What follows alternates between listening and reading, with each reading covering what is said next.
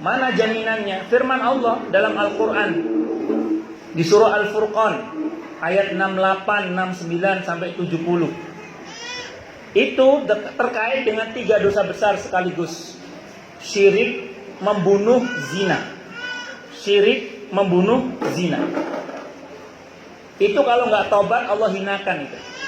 Tapi kalau dia tobat, apa kata Allah? Illa man taba wa amana wa amila amalan salihah faulaika yubaddilullahu sayyiatihim hasanat. Kecuali orang-orang yang mau bertaubat, beriman dan beramal saleh, maka Allah akan ganti kejahatannya, keburukannya dengan kebaikan-kebaikan. Itu maksudnya apa? Dosa diganti dengan pahala, dosa diganti dengan ampunan. Bahkan kata Imam Syafi'i, pahala yang hilang tadi kan hilang pahalanya itu. Gara-gara tobat dikembalikan lagi. Masya Allah. Jadi gara-gara tobat yang tadi pahalanya hilang balik lagi. Kita yang lalu biarlah berlalu. Sekarang ayo kita berbagi iman Islam kita. Jangan sampai terkotori oleh salah satunya tadi itu. Apalagi tiga-tiganya. Kemudian yang kedua yang mesti kita murnikan adalah niat kita. Untuk berbuat semata-mata hanya karena Allah. Allah berfirman dalam Al-Quran salah satunya di surah Al-An'am. Surah ke-6 ayat 162 itu. Qul inna salati wa nusuki wa mahyaya wa mamati lillahi rabbil alamin. Katakanlah wahai Nabi, sesungguhnya salatku, ibadahku, hidup dan matiku, seluruhnya itu semata-mata hanya karena Allahu Rabbul Alamin. Ibu-ibu senang apa senang Ramadan mau datang? Nah, senangnya karena apa? Ya karena banyak pahala melimpah ya. Bukan karena banyak pesanan nastar, bukan. Atau banyak pesanan jahitan. Jadi makanya terkait dengan Ramadan itu, kalau bahasanya Nabi dalam hadis Bukhari, man shoma ramadhana imanan wahtisaban. Jadi dasarnya kita saum itu karena iman, ini perintah Allah. Karena ihtisaban, berharap ridha Allah, cinta Allah, pahala dari Allah. Jadi kita senang karena ini masa di mana kesempatan kita meraih ridho Allah, rahmat Allah, barokah dari Allah.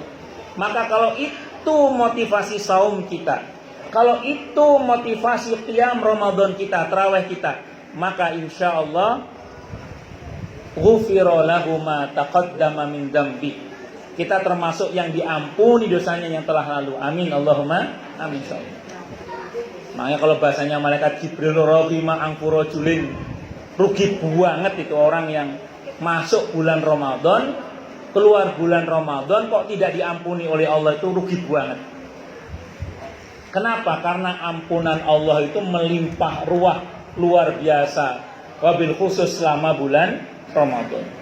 Kok ada orang keluar bulan Ramadan gak diampuni, berarti kok kebuangetan itu. Ibnul Qayyim Al-Jauziyah rahimahullah rahmatan wasi'atan wa rahimahullah ulama al-muslimin, beliau mengatakan ada 3 hal yang dengannya dosa kita diampuni oleh Allah. Ada 3 hal, Bu.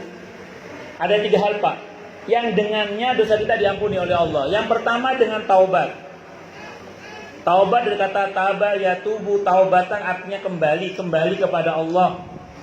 Rukunnya taubat kata Imam Nawawi, pertama an-nadam, menyesal. Yang kedua al-azam, komitmen tidak mengulangi lagi. Yang ketiga meninggalkan perbuatan maksiat tersebut. Itu taubat.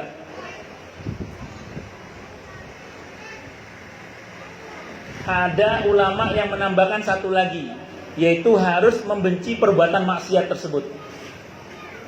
Cuman ini jadi perdebatan ini. Nah, pas saya tambah satu itu, ada jamaah yang mendekati saya. Ustaz, saya udah taubat, saya sudah menyesal, kata dia. Saya sudah berkomitmen tidak mengulangi lagi. Bahkan saya sudah meninggalkan perbuatan maksiat tersebut 25 tahun, kata dia. Saya sudah meninggalkan perbuatan maksiat tersebut sudah 25 tahun, Ustaz, kata jamaah saya itu. Itu saat saya ngisi khutbah di Masjid Al-Ihsan, Villa Jakastia, Pondok Timur Mas. Nah, beliau ngomong gitu ke saya sudah meninggalkan perbuatan maksiat tersebut 25 tahun Ustaz. Cuman tadi Ustaz bilang ada ulama yang mengatakan harus membenci perbuatan maksiat tersebut. Saya tidak bisa membencinya Ustaz. Kenapa Pak? Saya bilang. Saya tidak bisa membencinya Ustaz. Kenapa? Saya bilang itu. Kata beliau, kenangannya terlalu indah Ustaz. Kenangannya terlalu indah. Ya udah Bapak cerita aja lah, saya bilang. Bapak cerita saja. Siapa tahu nanti saya bisa bantu. Akhirnya beliau ini cerita. Saya ini punya kantor Ustaz, dekat Asmi. Tahu Asmi Pak ya? Oh, Bapak-bapak tahu Asmi lah, Asmi tahu. Dekat Asmi Ustaz. Ya namanya dekat Asmi Ustaz, banyaklah cewek-cewek yang cuantik itu kongko-kongko di kantor saya. Salah satunya saya kecantol dia Ustaz.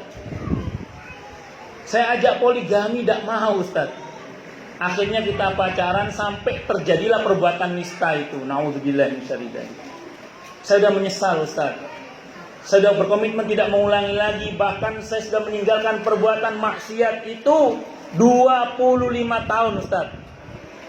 Tapi saya belum bisa membencinya Ustaz. Kenapa? Karena kenangannya terlalu indah katanya.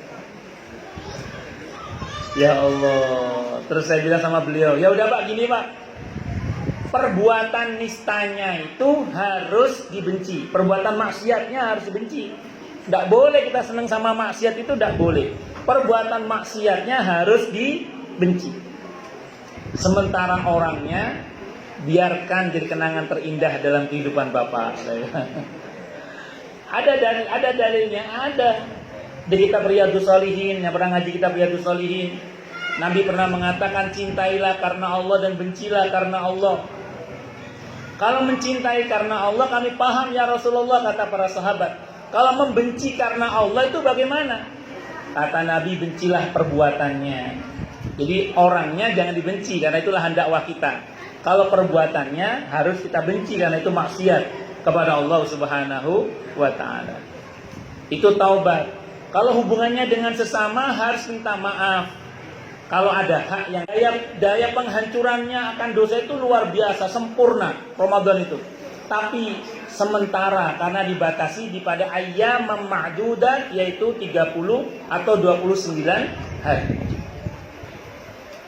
Makanya kalau di bulan Ramadan kita tidak memanfaatkan untuk beribadah dan beramal soleh dengan nilai kebaikan yang luar biasa itu, yang berarti apa? Kalau pahalanya luar biasa, berarti dosa yang dihapus juga luar biasa.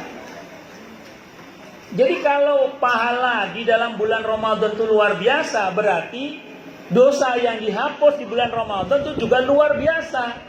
Tadi surah Hud ayat 114.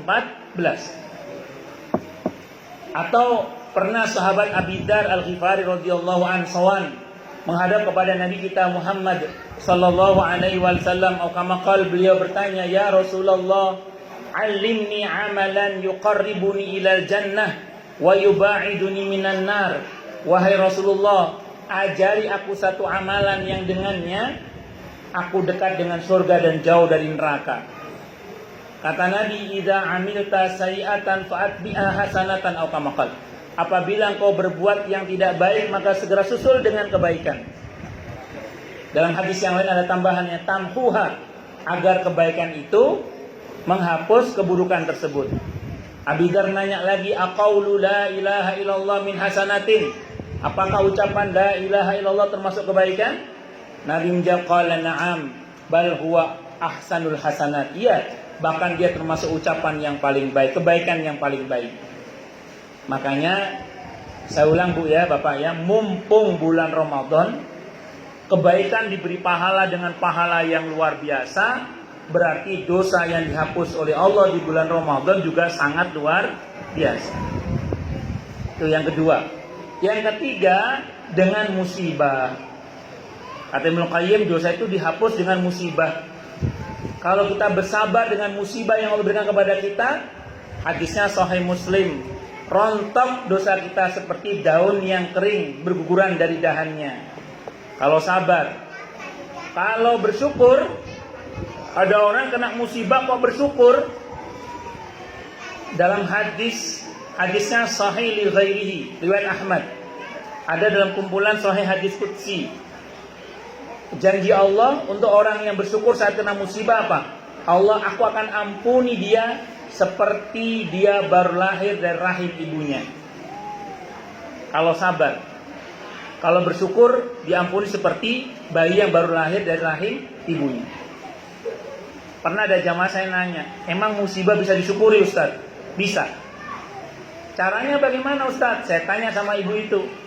Antara yang telah Allah ambil dari ibu dengan yang masih Allah berikan kepada ibu, lebih banyak mana? Iya Ustaz, lebih banyak yang Allah kasih. Nah, itu syukuri. Nah, kalau ibu-ibu ketipu sama tukang sayur 3.000 rupiah, kalau nggak sabar dendamnya bisa 3 bulan. Ketipu sama tukang sayur 3.000 rupiah, kalau nggak sabar dendamnya berapa? 3 bulan. Kita ada ibu-ibu di Klender angkat tangan. Bukan 3 bulan Ustaz, selamanya. Tak kita ini ya. Itu kalau dendam. Kalau nggak sabar. Kalau sabar ngomongnya apa? Saya ikhlaskan. Saya ikhlaskan. Nah, gitu ya. Itu kalau sabar. Karena as-sabru diyaun wa salatu nurun. Sabar itu cahaya, salat juga cahaya. Cuman di Al-Arba'in An-Nawawiyah Nabi menyebut redaksinya beda. Kalau untuk sabar dia, kalau untuk salat nur. Apa bedanya kata para ulama? Kalau dia itu cahaya tapi panas. Kalau nur itu cahaya tapi adem. Salat bikin adem.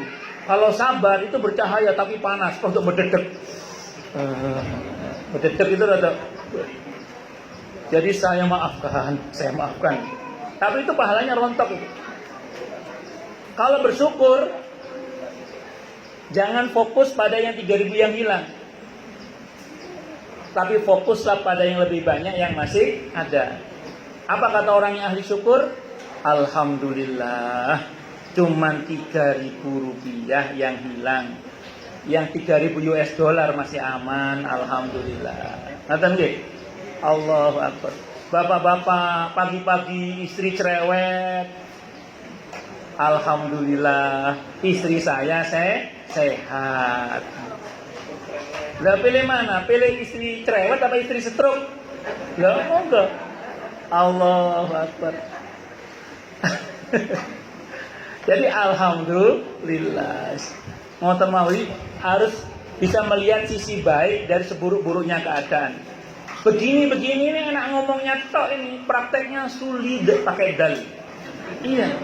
Begini ini enak ngomongnya tok, prakteknya apa? Sulit pakai dal. Makanya butuh bimbingan Allah kita. Kalau udah umur 40 tahun ke atas, Al-Ahqaf ayat 15. Allah ajari kita sebuah doa supaya kita itu pandai bersyukur. Rabbi auzi'ni an ashkura ni'mataka allati an'amta 'alayya wa 'ala walidayya wa an a'mala salihan tardah wa aslih li fi dzurriyyati inni tubtu ilaika wa inni minal muslimin. Itu kalau sampai kemudian kita mengikhlaskan apa tadi? Niat untuk berbuat semata-mata hanya karena Allah. Terus kemudian dengan itu insya Allah dosa kita akan diampuni oleh Allah. Dan Ramadan ini kesempatan kita untuk meraih ampunan. Makanya jaga keikhlasan niat. Niat berbuat semata-mata hanya karena Allah. Gak usah niat biar berat badan turun. Gak usah.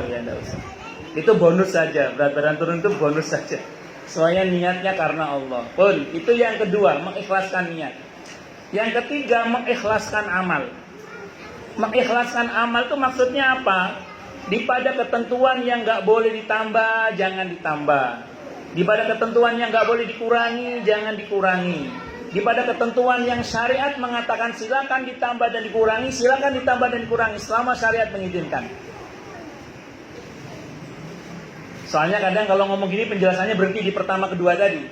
Kalau nggak boleh ditambah, jangan ditambah. Kalau nggak boleh dikurangi, jangan dikurangi. Terus titik. Padahal ada satu lagi tuh. Kalau syariat mengatakan silakan ditambah, silakan dikurangi, silakan ditambah dan dikurangi. Ada ketentuan satu lagi itu jarang dibahas yang ketiga itu. Kadang bahasnya cuma 1-2 saja tadi itu. Nah ini yang mau saya terangkan. Yang pertama yang nggak boleh ditambah, jangan ditambah. Mentang-mentang semangat saum, 1 Syawal masih saum, nggak boleh. Nggih, jangan mentang-mentang seneng saum, seneng puasa, 1 Syawal masih puasa. Tidak boleh, 1 Syawal itu sudah tidak boleh puasa. Itu contoh. 2 Syawal nanti baru ada puasa Syawal. Kalau mau dari tanggal 2 langsung. Dan selama 1 bulan pokoknya. Di bulan Syawal itu. Itu yang pertama. Daripada yang nggak boleh dikurangi, jangan dikurangi. Pernah ada orang datang ke rumah, Bu. Dia bilang gini, Pak Kiai, saya mau bayar zakat fitrah anak saya, Pak Kiai. Anak saya ini umurnya baru 1,5 tahun, Pak Kiai. Saya keluarkan zakatnya 1,5 kilo boleh ya, Pak Kiai? Piye Bapak ini? Maka saya katakan, Pak, jangankan umur 1,5 tahun, seabad setengah pun zakatul fitrinya jelas. Kalau pakai kilo, 2,5 kilo atau lebih. Atau kalau liter 3,5 liter atau lebih. Zakat itu lebih boleh, kurang nggak boleh. Kalau lebih, pasnya namanya zakat, lebihnya namanya sodako. Lah kalau kurang jadinya sodako biasa. Makanya zakat itu termasuk amwalun maksusotun, harta yang tertentu, jenisnya tertentu, pelakunya tertentu, peruntukannya untuk orang tertentu, batasnya tertentu, jenisnya tertentu, dan begitu seterusnya. Makanya ini pada ketentuan ini yang nggak boleh dikurangi, jangan dikurangi. Pada ketentuan syariat yang mengatakan silakan ditambah dan silakan dikurangi, silakan ditambah dan dikurangi selama syariat mengizinkan. Mana contohnya? Ini contoh mawon. Sering orang nanya ke saya, Ustadz, kita udah traweh, kita udah witir di awal malam. Ini saya tidak bahas yang 23 atau yang 11 ya. Karena kalau kata Ibnu Hajar Asqalani ini yang penting jangan ngebut. Karena yang musibah itu yang ngebut. Ya, kalau mau model yang lama mungkin 23 dan witirnya.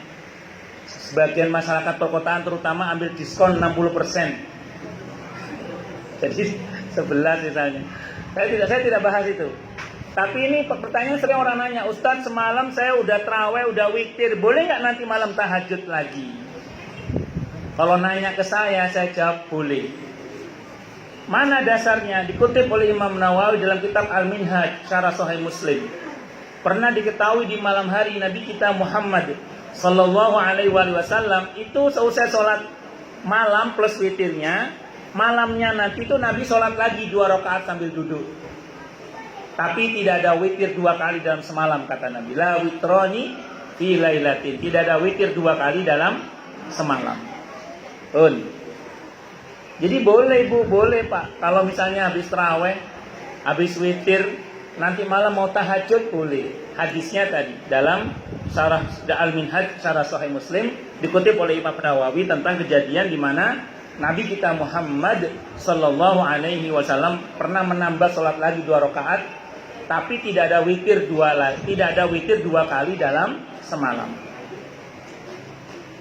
Lalu terus termasuk ada orang yang nanya juga, Ustadz, saya kadang pulang kerja capek, mau tarawih itu nggak kuat Ustadz, habis sholat isya itu boleh nggak saya cuman witir tok aja Ustadz, 3 rakaat atau 1 rakaat? Saya jawab boleh.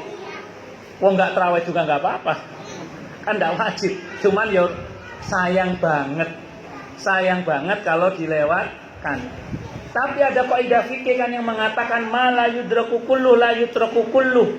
Kalau tidak bisa mengerjakan semua, jangan ditinggalkan semua. Maka ya wis timbangane ora, mending witir rapopo lah. Ya 1 atau 3 rakaat misalnya sebelum itu.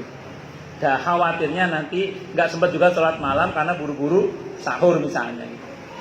Ini misalnya orang yang capek, silakan, tidak ada masalah. Kenapa? Karena tidak ada ketentuan keharusan akan berapa harusnya rakaat dalam sholat qiyam Ramadan itu.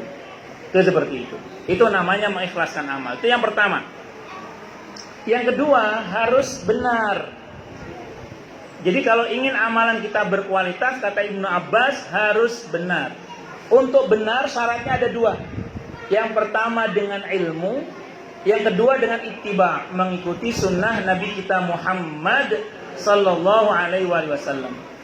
Yang pertama dengan ilmu. dengan ilmu ini penting. Kenapa coba?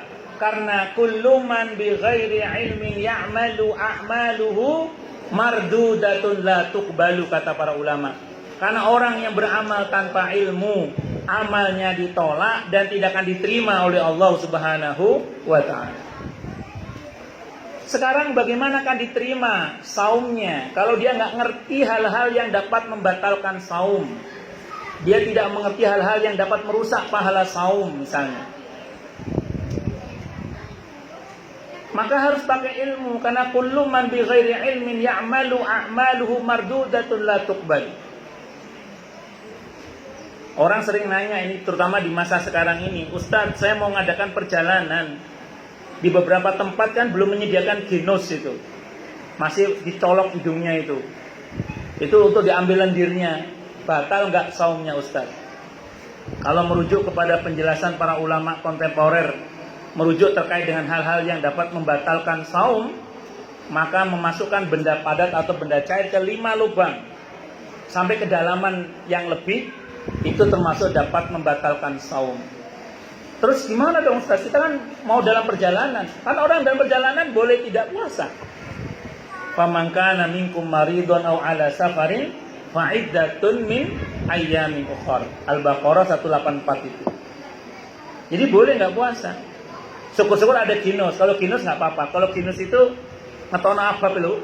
Nanti diteliti 30 menit hasilnya keluar. Kalau itu nggak batal kalau yang itu. Saya kalau dicolok itu batal ya. Wong Nabi wanti-wanti orang kalau wudhu boleh istinsyaq, tapi tidak boleh terlalu dalam, bisa batal. Kalau vaksin tidak ada batal, karena vaksin ini tidak melalui 5 lubang yang disepakati. Kalau infus, ulama beda pendapat. Ada yang membatalkan, ada yang mengatakan tidak batal. Yang mengatakan batal alasannya karena sama dengan makan dan minum kalau infus. Kalau vaksin tidak batal. Tapi sing colok-colok niku, nah itu karena kedalamannya sangat dalam, itu hampir semua ulama yang saya baca, tapi ya nggak semua, hampir semua ulama yang saya baca itu menyatakan batal itu, karena itu sudah masuk kedalaman tertentu. Ada yang protes, wong cuman, ini soal ketaatan ini. Wong berkumur aja oleh Nabi juga nggak boleh berlebihan kan? Berkumur Ramadan boleh, sapa saum, tapi jangan banget berkumurnya, jangan bahaya itu. Mono poso kakak repot. Di Fathul Jawad itu ada kita namanya Fathul Jawad, itu ulama yang berikan fatwa di situ mengatakan berkumur itu kan sunnahnya 3 kali. Berkumur 3 kali kok ketelan itu masih sah puasanya. Jadi kita berkumur 3 kali, bukan nelen, ketelan, nggak sengaja nih. Berkumur pelan-pelan, kita udah hati-hati. 3 kali kita berkumur ketelan itu masih sah puasanya, karena dianggap itu masih sesuai dengan sunnah. Tapi lah wis kelewat 4, jadi kurang mantep, kumur mana yang keempat kok kelelekan, itu batal itu sudah.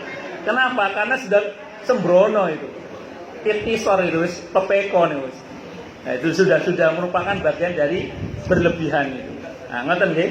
Nah, itu contoh mawon. Nah, jadi singkat cerita, jadi kalau kita bicara ini harus pakai ilmu. Terus kita juga harus tahu hal-hal yang dapat membatalkan puasa dan hal-hal yang dapat membatalkan pahala puasa. Suatu pagi ada jamaah saya SMS. Itu masih musimnya SMS, belum musimnya WA kayak sekarang. Ustadz, tadi pagi saya ngerasani Ustadz, habis nggak pahala puasa saya? Saya jawab habis, saya bilang itu. Karena hadisnya kan sahih. Barang siapa yang tidak bisa meninggalkan perkataan dan perbuatan zur, perbuatan kotor, termasuk ghibah di dalamnya, maka Allah tidak ada kepentingan memberikan pahala kepadanya terkait dengan puasanya kecuali lapar dan dahaga saja. Terus orang ini ngomong sama saya, kalau gitu saya nggak usah puasa aja Ustadz ya, katanya. Karena dia merasa nggak ada pahalanya, dia nanya, kalau gitu saya nggak usah puasa aja ya Ustadz ya. Saya bilang sama beliau, ibu masih hidup? Masih Ustadz. Tobat, saya bilang. Emang kalau tobat pahalanya balik Ustadz? Loh, nggak mau rugi dia. Balik bu, balik, saya bilang. Masa? Loh, ibu ini manggil saya Ustadz, lalu bilang masa, saya bilang. Ada dalilnya bu, saya bilang gitu. Ada dalilnya. Mana dalilnya? Tadi Al-Furqan ayat 70. Illa man taba wa amana wa amila amalan sholihan faulaika yubaddilullahu sayiatihim hasanah. Kecuali orang-orang yang mau bertobat, beriman dan beramal soleh, mereka itulah yang akan diganti oleh Allah kejahatannya, keburukannya dengan apa? Kebaikan-kebaikan. Itu diantara pendapat ulama adalah pahala yang hilang itu dikembalikan lagi itu. Jadi pahala yang hilang dikembalikan. Kan tadi ngerasani tadi pagi itu. Terus sadar kan, astagfirullah, tobat. Maka yang tadi pahalanya hilang balik lagi insya Allah. Tapi jangan sengaja ya. Ya pokoknya kalau astagfirullah nggak sengaja segera istighfar minta ampun, tobat, insya Allah yang tadi pahalanya hilang balik lagi insya Allah. Berilmu itu penting karena jangan sampai kita ini disesatkan oleh orang-orang yang sesat menyesatkan. Terkait dengan saum, misalnya saya mohon maaf nih, sunnahnya kita ini kan mensegerakan buka, mengakhirkan sahur. Sementara mohon maaf ada kelompok tertentu itu buka puasanya nunggu bintang muncul. Itu lah bintangnya ketok, bintangnya gak ketok, piye itu. Nah, nunggu isya itu. Dia menggunakan dalil karena di surah Al-Baqarah 187 Allah bilang wa atimmus syiyama ilal lail. Sempurnakanlah puasa sampai malam, bukan sampai maghrib. Dia lupa bahwa dalam ayat itu Allah menggunakan kata ila, bukan hatta. Kalau hatta itu li ghayatil intiha, pok-pokan sampai entek. Misalnya gini ya, akal tusamaka hatta roksihi. Saya makan ikan hingga kepalanya, itu kepalanya habis itu. Tapi kalau saya makan akal tusamaka ila roksihi, itu saya makan ikan hingga sampai kepalanya, itu kepalanya masih ada. Makanya kalau Allah pakai kata ila berarti bukan sampai masuk malam, tapi di permulaan malam, yaitu apa? Maghrib. Tapi ada kebablasan di daerah Duren Jaya. Duren Jaya. Tahun 2006 saya dapat laporannya. Itu ada sekelompok orang buka puasanya jam 5 sore. Jam 5 sore. Ditegur oleh jamaah masjid, Pak, buka puasanya kok gak maghrib, kenapa jam 5? Apa jawabannya? Mas, maghrib waktunya sholat, buka itu jam 5. Yo, wong-wong itu. Itu di daerah Duren Jaya. Itu tahun 2006, gak tahu masih ada apa enggak kelompok itu. Tahun 2004, saat itu saya sedang mengikuti Bahsul Masail di pesantren Sidogiri Pasuruan. Tahun 2004, dapat laporan di daerah Pujon, Malang, Jawa Timur. Itu ada komunitas di mana guru spiritualnya ngomong sama murid-muridnya.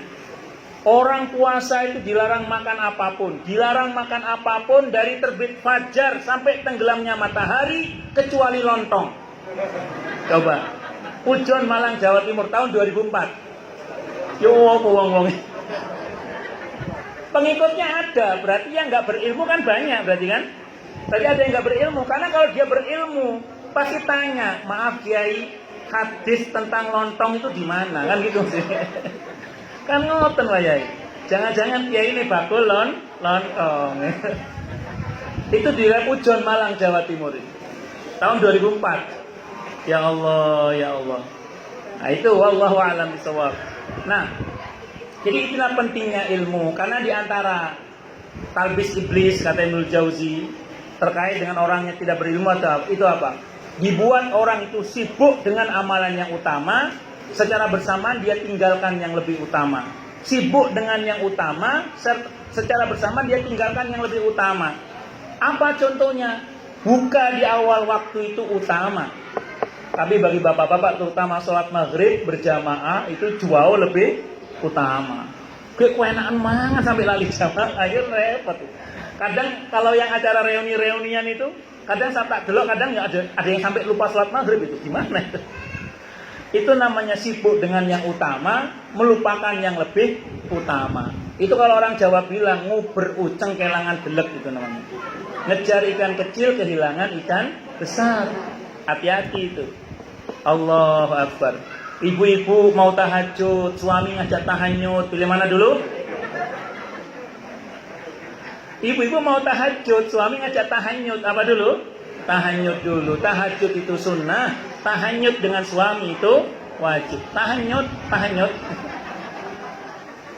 Kalau di Madura itu tidak boleh suaminya batuk, mesti hamil itu. Kalau di Madura itu. Makanya di Madura itu tidak boleh ada pemadaman lampu. Itu jumlah penduduk langsung meningkat besoknya itu. Itu di Madura. Kalau di sini nggak tahu ya. Nah, itu ya diantaranya. Baik. Sampai mana? Ilmu ya, dengan ilmu. Makanya saum Ramadan harus diilmui. Jangan sampai tidak diilmui. Bahwa saum Ramadan adalah saum, dari kata sauma yasumu sauman, artinya imsak, menahan diri.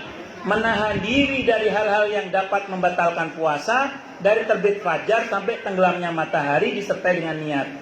Khusus untuk Ramadan niatnya sebelum subuh. Dalam mazhab Maliki, ikuti oleh Ibnu Hajar Al-Asqalani juga, sebagian penganut mazhab Syafi'i juga berpendapat yang sama, mengatakan untuk mengantisipasi kelupaan-kelupaan niat di malam-malam Ramadan, di awal Ramadan niat puasa sebulan penuh. Boleh, tidak apa-apa. Jadi awal Ramadan niat apa? Puasa sebulan penuh, karena dianggap Ramadan ini ibadah paket dalam mazhab Maliki, termasuk pendapat Ibnu Hajar Al-Asqalani. Sebagian penganut mazhab Syafi'i juga seperti itu. Itu seperti itu. Itu diantaranya ya, terkait dengan niat. Nah, dan itu harus dipahami ilmunya, dan insya Allah sudah belajar semua nih, terkait dengan bagaimana hal-hal yang dapat membatalkan puasa dan hal-hal yang dapat membatalkan pahala puasa. Dan yang kedua, untuk supaya kemudian amal kita benar, itu harus ittiba, mengikuti sunnah Nabi kita Muhammad Sallallahu Alaihi Wasallam. Yang pokok Nabi itu kalau Ramadan pasti saum Ramadan itu, itu yang khas Ramadan ya. Qiyamu Ramadan, tarawih yang secara berjamaah, itu khasnya Ramadan. Nabi melakukan hal itu walaupun tidak tiap malam karena khawatir diwajibkan. Kemudian yang ketiga, zakatul fitri, itu khasnya Ramadan. Ada lagi amalan khasnya Ramadan apa? Tadarus Al-Quran. Nabi itu tadarus Al-Quran, biasanya dengan malaikat Jibril. Makanya bulan Ramadan bulannya Quran. Banyak para ulama kalau masuk bulan Ramadan ditutup semua majelis fikihnya, majelis hadisnya, yang dibuka majelis Quran. Itu ulama-ulama kita dulu. Bahkan saya baca dalam fikih sunnah Said Sabiq itu, Imam Syafi'i, Imam Maliki itu kalau di bulan Ramadan sehari bisa khatmul Quran 2 kali. Itu Qurannya sudah di dalam kepala. Kalau kita Qurannya di luar kepala, Mas. Hafal 5 lupa 3, hafal 3 lupa 2, hafal 2 lupa semua. Itu kita itu. Nah, itu bulan Quran. Dan Nabi itu kalau masuk bulan Ramadan orangnya sangat dermawan. Di luar Ramadan beliau sangat dermawan, masuk Ramadan jauh lebih dermawan lagi. Kalau kata Ibnu Abbas seperti angin yang berhembus, tidak bisa direm. Itu Nabi di bulan Ramadan. Nah, jadi mari kita semua mengamalkan sunnah-sunnah tersebut agar supaya kita ini mendapatkan kemuliaan Ramadan dengan maksimal. Terutama Nabi juga melakukan i'tikaf di 10 hari di terakhir bulan Ramadan. Menjelang wafatnya beliau 20 hari menjelang wafatnya. Tidak wajib, karena mungkin sebagian kita ada yang masih bekerja, ada yang masih mengajar, beraktivitas di luar rumah, di masjid misalnya. Maka paling enggak ya tadi pakai kaidah tadi, ma la yudraku kullu la yudraku kullu. Kalau enggak bisa 1 kali 24 jam kali 10 hari itu, ya paling enggak sebagian di pada malam-malam itu kita melakukan i'tikaf di masjid. Ma la yudraku kullu la yudraku kullu. Kalau enggak bisa kita kerjakan semua, jangan ditinggalkan semua. Saya kira ini yang bisa saya sampaikan, karena tadi Ustadz Imron pakai pantun, saya pakai pantun juga ya. Jadi yuk sarintan nguntal mejo, cekap semantan atur pulo. Ada pertanyaan? Tidak ada. Baik, kalau tidak ada, nanti doa dari kiai sini aja ya. Kita tutup dengan alhamdulillahirabbil alamin. Saya mohon maaf. Assalamualaikum warahmatullahi wabarakatuh.